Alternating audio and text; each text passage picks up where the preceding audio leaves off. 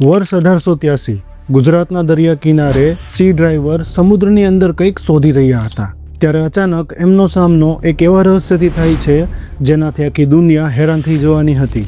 સમુદ્રની ઊંડાઈમાં એમને એક પ્રાચીન શહેર જોવા મળે છે જેમાં મોટી મોટી દિવાલો, પ્રાચીન નકાશીના પથ્થરો અને જહાજના એન્કરો જોવા મળે છે.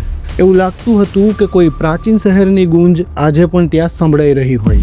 જ્યારે તેના અવશેષોને સાયન્ટિફિક તપાસ માટે મોકલવામાં આવ્યા ત્યારે તપાસમાં ખબર પડી કે આ અવશેષો મહાભારત કાળ સમયના છે અને સમુદ્રની અંદર ડૂબેલું આ શહેર હતું દ્વારકા, જેનો ઉલ્લેખ મહાભારત અને બીજા ઘણા હિન્દુ પુરાણોમાં કરવામાં આવે છે. આ એ જ પાવન ભૂમિ દ્વારકા હતી જેને હિન્દુ ગ્રંથો અનુસાર કૃષ્ણ ભગવાન દ્વારા બનાવવામાં આવ્યું હતું. હજારો વર્ષ પહેલાં અહીંયા કૃષ્ણ ભગવાનની લીલાઓ વસતી હતી.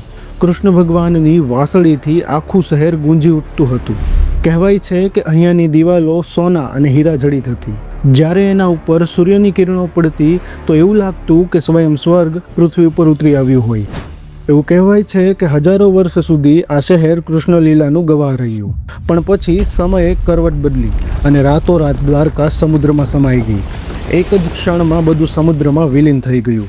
તો આવો જાણીએ વિશ્વાસ અને ઇતિહાસને જોડતી દ્વારકા નગરીની સાચી હકીકત શું છે. એવું તો શું થયું કે દ્વારકા સમુદ્રમાં ડૂબી ગઈ અને એવા કયા પુરાવા છે જે સાબિત કરે છે કે આ નગરી મહાભારત સમયની છે. ગુજરાતના સૌરાષ્ટ્ર જિલ્લામાં આવેલું દ્વારકા શહેર ગોમતી નદી અને અરેબિયન સમુદ્રના તટ ઉપર વસેલું છે. દ્વારકા હિન્દુ ધર્મના પ્રમુખ 4 ધામોમાંથી એક છે. દ્વારકાને સપ્તપુરી પણ કહેવામાં આવે છે. મતલબ કે દ્વારકા ભારતના પ્રાચીન 7 પવિત્ર શહેરોમાંથી એક છે. જો કે હાલમાં દ્વારકાને 2 ભાગમાં વહેંચવામાં આવ્યું છે, જેમાં એક મુખ્ય દ્વારકા છે જે સમુદ્ર તટ ઉપર વસેલું છે, જ્યાં ભગવાન દ્વારકાધીશને સમર્પિત એક મંદિર પણ છે, અને બીજું બેટ દ્વારકા છે જે મુખ્ય દ્વારકાથી 32 કિલોમીટર દૂર સમુદ્રની વચ્ચે વસેલું છે. બેટ દ્વારકાને જ પ્રાચીન સમયની દ્વારકા નગરી માનવામાં આવે છે, જ્યાં હજારો વર્ષ પહેલાં કૃષ્ણ ભગવાનનું સામ્રાજ્ય હતું, જ્યાં હવે ખાલી સમુદ્રના મોજાના અવાજો સંભળાય છે. એવામાં દ્વારકાના ઇતિહાસને સમજવા માટે આપણે મહાભારત, વિષ્ણુ પુરાણ, ભાગવત પુરાણ અને હરિવંશ પુરાણમાંથી સમજવું પડશે. ભાગવત પુરાણ અનુસાર મથુરાનો રાજા કંસ, જે એક અસુર કુળનો રાજા હતો જે ખૂબ જ ક્રૂર અને હિંસક હતો. જ્યારે કંસ પોતાની બેન દેવકીના લગ્નથી ખુશ થઈ પોતાની બેન દેવકી અને જમાઈ વાસુદેવને પોતાના રથમાં નગર ભ્રમણમાં ફેરવી રહ્યો હતો ત્યારે અચાનક આકાશવાણી થઈ કે એ જે બેનના લગ્નથી ખુશ થઈ અને રથમાં ફેરવી રહ્યો છે એ જ બેનનો 8મો પુત્ર એનો વધ કરશે. એવું માનવામાં આવતું હતું કે એ સમયમાં આકાશવાણી ક્યારેય ખોટી નહોતી થતી.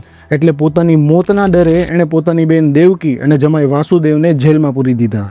સમય જતો ગયો અને જેવા દેવકીને સંતાન થતાં કંસ એમને મારી નાખતો અને આવી રીતે 8મા સંતાનના રૂપમાં કૃષ્ણ ભગવાનનો જન્મ થયો, જેમને વિષ્ણુ ભગવાનના 8મા અવતાર માનવામાં આવે છે.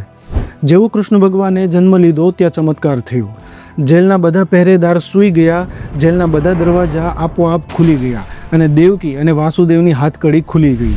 વાસુદેવે તરત શ્રી કૃષ્ણને લઈને તોફાની રાતમાં યમુના નદી પાર કરી અને ગોકુળમાં પોતાના મિત્ર નંદ બાબાને ત્યાં પહોંચ્યા, જ્યાં યશોદા માતાએ એ જ રાતે એક કન્યાને જન્મ આપ્યો હતો. વાસુદેવે શ્રી કૃષ્ણને ત્યાં છોડ્યા અને કન્યાને લઈને મથુરા આવી ગયા.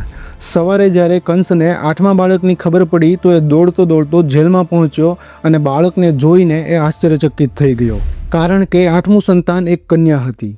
છતાં એણે દયા ન રાખી અને જેવી એણે તલવાર કાઢી કન્યાને મારવાનો પ્રયાસ કર્યો, કન્યા હવામાં ઉડી અને કહ્યું, હે મૂર્ખ કંસ, તને મારવાવાળાએ જન્મ લઈ લીધો છે અને તને તારા પાપોની સજા મળીને રહેશે. આ સાંભળી કંસ ડરી ગયો. એણે પોતાના સિપાહીઓને કહ્યું, આ દિવસે જેટલા બાળક જન્મ્યા છે એ બધાને મારી નાખો. અને આ બાજુ કૃષ્ણ ભગવાન નંદ બાબા અને માતા યશોદાના ઘરે મોટા થઈ રહ્યા હતા. કંસના આદેશ ઉપર એના સિપાહીઓએ એ દિવસે જન્મેલા બધા બાળકોની હત્યા કરી નાખી. આ સિવાય જે કોઈ સિપાહી કૃષ્ણ ભગવાનને મારવા પહોંચ્યા તો એ લોકો ચમત્કારથી માર્યા ગયા અને કાં તો પરાજિત થઈ ગયા. જ્યારે કૃષ્ણ ભગવાન મોટા થયા ત્યારે તે પોતાના ભાઈ બલરામ સાથે મથુરા પહોંચ્યા. મથુરામાં એમણે કંસ સાથે ભયાનક યુદ્ધ કર્યું અને મામા કંસનો વધ કરી નાખ્યો. ત્યારબાદ એમણે પોતાના માતા પિતાને જેલમાંથી મુક્ત કર્યા અને મથુરાની રાજગાદી કંસના પિતા ઉગ્રસેનને સોંપી દીધી. પણ બીજી બાજુ કંસના મૃત્યુની ખબર જ્યારે એના સસરા મગધના રાજા જરાસંઘને થઈ તો એ બહુ ગુસ્સે થયા અને એમણે કૃષ્ણ ભગવાન અને એમના આખા વંશને મારી નાખવાની પ્રતિજ્ઞા લીધી. ત્યારબાદ જરાસંઘે કૃષ્ણ ભગવાનને મારવા માટે 17 વાર મથુરા ઉપર આક્રમણ કર્યું અને દર વખતે એની હાર થઈ હતી. પણ જરાસંઘના ઉપરાઉપરી આક્રમણના કારણે મથુરા અને ગોકુળના લોકોની જિંદગી અસ્તવ્યસ્ત થઈ ગઈ હતી, જેના કારણે કૃષ્ણ ભગવાને મથુરા છોડવાનો નિર્ણય લીધો, જેથી મથુરા અને ગોકુળના લોકોને કષ્ટ ન થાય. એટલે એમણે ગુજરાતના દરિયા કિનારે નગર વસાવવાની ઈચ્છા બનાવી. પૌરાણિક કથા અનુસાર ભગવાન શ્રી કૃષ્ણએ સમુદ્રદેવની કઠોર તપસ્યા કરી, જેથી સમુદ્રદેવે પ્રસન્ન થઈ એમને 12 યોજન ભૂમિ એટલે કે લગભગ 96 સ્ક્વેર કિલોમીટર જમીન ભેટ કરી. આ 12 યોજન ભૂમિ ઉપર વાસ્તુકલાના દેવતા વિશ્વકર્માએ શ્રી કૃષ્ણ માટે સુવર્ણ નગરી બનાવી, જે ખૂબ જ ભવ્ય અને સુંદર હતી. આ સુવર્ણ નગરીમાં 900 મહેલ હતા અને નગરની વચ્ચે ભગવાન શ્રી કૃષ્ણનો એક ભવ્ય મહેલ હતો, જ્યાંથી ભગવાન શ્રી કૃષ્ણ દ્વારકા ઉપર રાજ કરતા હતા. એ જ સમયે ભારતના ઉત્તરીય ભાગ એટલે હાલના હરિયાણામાં હસ્તિનાપુર નામનું એક રાજ્ય હતું, જ્યાં કુરુવંશનું રાજ હતું, જેના રાજા ધૃતરાષ્ટ્ર હતા. આ ધૃતરાષ્ટ્રને 100 સંતાન હતા, જેને કૌરવ કહેવામાં આવતા હતા, અને એમના નાના ભાઈ પાંડુના 5 સંતાન હતા, જેને પાંડવ કહેવામાં આવતા હતા. આ 105 ભાઈઓમાં યુધિષ્ઠિર સૌથી મોટા હતા. એ સમયે વંશના સૌથી મોટા સંતાનને સત્તા સોંપવાનો રિવાજ હતો, એટલે રાજા ધૃતરાષ્ટ્રએ યુધિષ્ઠિરને યુવરાજ ઘોષિત કર્યા. પણ આ વાત ધૃતરાષ્ટ્રના સૌથી મોટા પુત્ર દુર્યોધનને ન ગમી. દુર્યોધનને સિંહાસન જોતું હતું, એટલે એણે મામા શકુની સાથે મળીને પાંડવોને હસ્તિનાપુર મૂકવા માટે મજબૂર કરી દીધા. કૃષ્ણ ભગવાન કૌરવોના સંબંધી હતા, એટલે એમણે પાંડવોને ન્યાય કરવા દુર્યોધન પાસેથી 5 ગામ માંગ્યા. પણ દુર્યોધન અહંકારી હતો, એટલે એણે 5 ગામ દેવાની ના પાડી દીધી અને કૃષ્ણ ભગવાનને બંધક બનાવવાની નાકામ કોશિશ પણ કરી. જ્યારે કૃષ્ણ ભગવાનના સમજાવવાના અને શાંતિ લાવવાના બધા પ્રયત્નો નિષ્ફળ રહ્યા, એટલે યુદ્ધ એક જ રસ્તો બચ્યો હતો. એટલે સત્તા માટે પાંડવો અને કૌરવો વચ્ચે કુરુક્ષેત્રના મેદાનમાં એક ભયાનક યુદ્ધ લડવામાં આવ્યું, જેને મહાભારતનું યુદ્ધ કહેવામાં આવે છે, જેમાં નારાયણી સેના કૌરવોને આપી અને પોતે પાંડવો સાથે રહી અર્જુનના સારથી બન્યા. 18 દિવસ સુધી આ ભયાનક યુદ્ધ ચાલ્યું, જેમાં ભીષ્મ પિતામહ, ગુરુ દ્રોણાચાર્ય, દુર્યોધન અને કર્ણ સહિત બધા મહાન યોદ્ધા માર્યા ગયા. સત્તાની આ લડાઈમાં લાખો લોકોના જીવ ગયા અને કુરુવંશમાં ખાલી પાંડવો જ જીવિત રહ્યા. યુદ્ધ તો પૂરું થઈ ગયું, પણ સાથે સાથે એક એવો શ્રાપ આવ્યો જે દ્વારકાના વિનાશનું કારણ બનવાનો હતો. આ યુદ્ધમાં માતા ગાંધારીના 100 પુત્રો માર્યા ગયા હતા. માતા ગાંધારી ભગવાન શ્રી કૃષ્ણને આના માટે જવાબદાર માનતા હતા, એટલે એમણે દુઃખ અને ક્રોધમાં કૃષ્ણ ભગવાનને શ્રાપ આપ્યો કે જે રીતે એમના વંશનો અંદરો અંદર યુદ્ધ કરી વિનાશ થયો, ઠીક એવી જ રીતે 36 વર્ષ પછી યદુવંશનો પણ અંદરો અંદર સંઘર્ષ કરી વિનાશ થશે. કૃષ્ણ ભગવાને આ શ્રાપ પણ શાંત મનથી સ્વીકાર કર્યો, જાણે આમાં પણ કોઈ ઈશ્વરીય સત્ય છુપાયેલું હોય. પૌરાણિક કથાઓ અનુસાર જે દ્વારકામાં પહેલાં સુખ, શાંતિ અને સમૃદ્ધિ હતી, એ જ દિવ્ય નગરી દ્વારકા માતા ગાંધારીના શ્રાપના થોડા વર્ષો પછી અંદરથી વિખાવા લાગી. જે દ્વારકામાં પહેલાં ધર્મ હતો, ત્યાં હવે જુગાર, મદિરા અને પતનનો અંધકાર ફેલાઈ ગયો હતો. લોકોને જુગારની એટલી ખરાબ લત લાગી ગઈ હતી કે જ્યારે તેઓ બધી સંપત્તિ જુગારમાં હારી જતા, પછી પણ તેઓ પોતાની પત્ની અને બાળકોને દાવ ઉપર લગાવી દેતા હતા. જ્યારે કૃષ્ણ ભગવાન આ લોકોને આવું ન કરવાની સલાહ આપતા, તો એ લોકો યુધિષ્ઠિરનું ઉદાહરણ દેતા, જેણે પોતાની પત્ની અને સંબંધીઓને દાવ ઉપર લગાવી દીધા હતા. દ્વારકા અંદરથી ખોખલી થતી જતી હતી અને આ પતન કૃષ્ણ ભગવાનના ઘર સુધી પણ પહોંચી ગયું હતું. એમનો પુત્ર સાંબ નશાનો ભોગી બની ગયો હતો. એ સમયે મહર્ષિ વિશ્વામિત્ર, મહર્ષિ નારદ, મહર્ષિ દુર્વાસા અને મહર્ષિ કર્વ દ્વારકાની મુલાકાતે આવ્યા હતા. ત્યારે એક દિવસ નશામાં ધૂત સાંબ ગર્ભવતી સ્ત્રીનું રૂપ ધારણ કરી આ ઋષિઓ પાસે આવ્યો અને મજાક કરતાં પૂછ્યું કે એને સંતાનમાં પુત્ર થશે કે પુત્રી. ઋષિઓ ત્રિકાળદર્શી હતા, એટલે આવા મજાકથી ઋષિઓ ક્રોધિત થયા અને શ્રાપ આપ્યો કે એને સંતાનમાં લોખંડની એક મુસળ થશે, જેનાથી યદુવંશનો વિનાશ થશે. સમય વીત્યો અને શ્રાપ સાચો સાબિત થયો. સાંબના શરીરમાંથી લોખંડનો મુસળ નીકળ્યો. આ વાત જ્યારે શ્રી કૃષ્ણના નાના રાજા ઉગ્રસેનને થઈ, તો એમણે મુસળને તોડી ભૂકો કરી સમુદ્રમાં ફેંકી દીધો. આ કટકામાંથી એક કટકાને એક માછલી ગળી ગઈ અને બાકીના કટકા સમુદ્ર કિનારે જામી ગયા, જ્યાં થોડા સમય બાદ હિરકા નામની ઘાસ ઉગી આવી. અને જે માછલી એ લોખંડના ટુકડાને ગળી ગઈ હતી એ માછલી જરા નામના શિકારીની જાળમાં આવી ગઈ. જ્યારે શિકારીએ માછલીને ચીરી ત્યારે લોખંડનો ટુકડો એને મળ્યો, જે ટુકડાની એણે બાણની નોક બનાવી નાખી. બીજી બાજુ માતા ગાંધારીના શ્રાપને 36 વર્ષ પૂરા થવા આવ્યા હતા અને કૃષ્ણ ભગવાનને દ્વારકાનો વિનાશ દેખાઈ રહ્યો હતો. દ્વારકામાં વધી રહેલા અધર્મને જોઈ કૃષ્ણ ભગવાને બધા પુરુષોને પ્રભાસ નદીના કિનારે સ્નાન કરી વ્રત રાખવાનું કહ્યું. એમના આદેશ ઉપર બધા પુરુષો પ્રભાસ નદી સ્નાન કરવા તો નીકળ્યા, પણ રસ્તામાં જ એ બધાએ ખૂબ જ મદિરા પી લીધી અને અંદરો અંદર ઝઘડી પડ્યા અને દરિયા કિનારે ઉગેલી હિરકા ઘાસ કાઢી બાંધવા લાગ્યા. હવે એ ઘાસ લોખંડની લાકડી જેવી મજબૂત થઈ ગઈ હતી.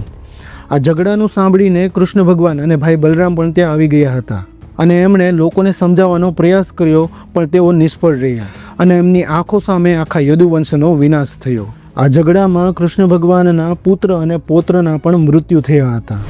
માતા ગાંધારી અને ઋષિઓનો શ્રાપ હવે પૂરો થઈ ગયો હતો. દ્વારકામાં હવે ખાલી કૃષ્ણ ભગવાન, નાના બાળકો અને સ્ત્રીઓ જ બચ્યા હતા. આ ઘટનાથી દુઃખી થઈ બલરામે પણ પોતાનો દેહ ત્યાગ કરી દીધો.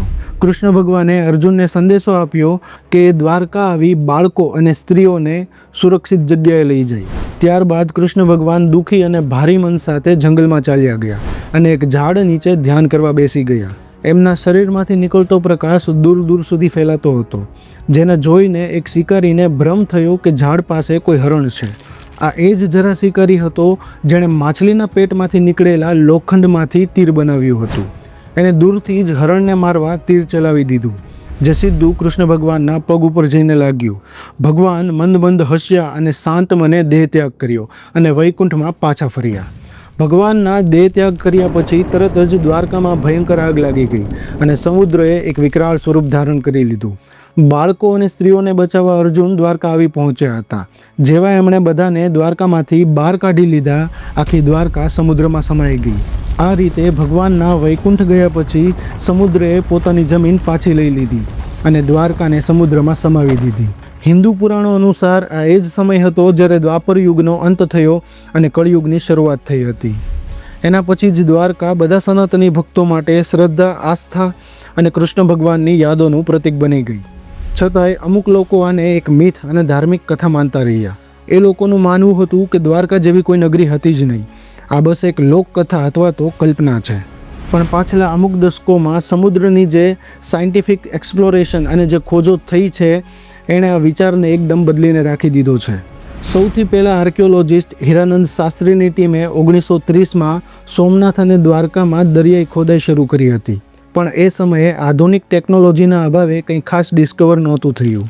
ત્યારબાદ 1963માં JM નાણાવટી અને HD સાંકળિયાની ટીમે સમુદ્રની નીચે ઉતરી દ્વારકાના અસ્તિત્વની તપાસ કરવાનું ચાલુ કર્યું. આ તપાસમાં એમને પથ્થરના પાયા, એક મોટું જેટી અને એક પ્રાચીન ત્રિકોણાકારનું પથ્થરનું એન્કર મળી આવ્યું. આ પુરાવાઓથી એમને અંદાજ લગાવ્યો કે દ્વારકા પ્રાચીન સમયમાં એક પોર્ટ સિટી રહી હશે.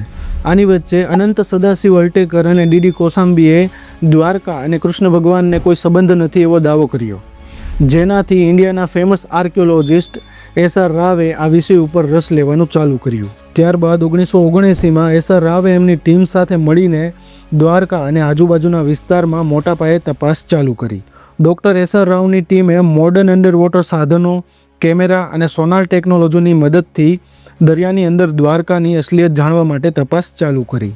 ધીમે ધીમે આ તપાસ ચાલુ રહી અને લગભગ 1990માં એમની ટીમને બેટ દ્વારકા પાસે સમુદ્રની નીચે બેકોટ પથ્થરથી બનેલું બાંધકામ, સમુદ્રથી ખાલી 500 મીટર નીચે એક વેલ ઓર્ગેનાઇઝ ટાઉન મળ્યું. એમને ત્યાં એક 560 મીટર લાંબી દિવાલ દેખાઈ, જેનું બાંધકામ મહાભારતમાં જણાવેલ બાંધકામ સાથે મળી રહ્યું હતું. હિન્દુ ગ્રંથો અનુસાર દ્વારકામાં 50 અદ્ભુત પિલર હતા, જ્યારે આર્કિયોલોજિસ્ટને અત્યાર સુધીમાં લગભગ 30 પિલર મળી ચૂક્યા છે. આ સિવાય આર્કિયોલોજિસ્ટને ત્યાં કિલ્લાબંધીવાળા પાયા, સિંચાઈના સાધનો, પથ્થરના લંગર, પથ્થરના બ્લોક્સ જેવા પ્રાચીન પુરાવો મળ્યા. આ વસ્તુની જ્યારે કાર્બન ડેટિંગ કરવામાં આવી ત્યારે જાણવા મળ્યું કે આ વસ્તુ લગભગ 1500 BCની છે. ડૉક્ટર SR રાવનું માનવું હતું કે ભગવાન શ્રી કૃષ્ણની દ્વારકા લગભગ 1700 BCમાં અસ્તિત્વ કરતી હતી, જે આ ડિસ્કવરીથી મેચ થતું હતું. આ કોઈ સાધારણ ખોજ નહોતી, જેણે વૈજ્ઞાનિક રીતથી સાબિત કર્યું કે અરબ સાગરમાં વર્ષો પહેલાં એક પ્રાચીન શહેર અસ્તિત્વમાં હતું. મહાભારતમાં દ્વારકાને વારીદુર્ગ મતલબ કે પાણીથી ઘેરાયેલો કિલ્લો ગણાવેલો છે અને ડૉક્ટર રાવની ટીમને પણ સમુદ્રમાં આવા કિલ્લા જેવા બાંધકામ મળ્યા છે. આ સિવાય આર્કિયોલોજિસ્ટને ઘણી મુદ્રાઓ મળી જેના ઉપર બકરી, બળદ અને અન્ય પ્રાણીઓની કૃતિઓ બની હતી. હરિવંશ પુરાણ અનુસાર દ્વારકાના દરેક નાગરિકની પાસે એક મુદ્રા રહેતી હતી જે એમની ઓળખાણ રહેતી હતી. આ મુદ્રા વગર કોઈ પણ બહારના વ્યક્તિને દ્વારકાની અંદર પ્રવેશ નહોતો આપવામાં આવતો. મહાભારત કાળમાં દ્વારકાની આજુબાજુ 7 ટાપુઓ હોવાની વાત જણાવવામાં આવે છે. ડૉક્ટર રાવની ટીમે જ્યારે સેટેલાઇટ ઇમેજથી આજુબાજુના વિસ્તારમાં તપાસ કરી ત્યારે તેમને આજુબાજુના વિસ્તારમાં આવા ટાપુઓ હોવાના પુરાવા મળ્યા. આ શોધખોળે દુનિયાને ચોંકાવી દીધી. વર્ષ 2000ની સાલમાં NIOTની ટીમને સમુદ્રથી 800 મીટર નીચે પ્રાચીન શહેરના પુરાવા મળ્યા. NIOTના રિપોર્ટ અનુસાર હજારો વર્ષ પહેલાં અહીંયા એક વિશાળ રાજ્ય અસ્તિત્વ કરતું હતું જે કૃષ્ણ ભગવાનની દ્વારકા નગરીથી ઘણું સમાન થાય છે.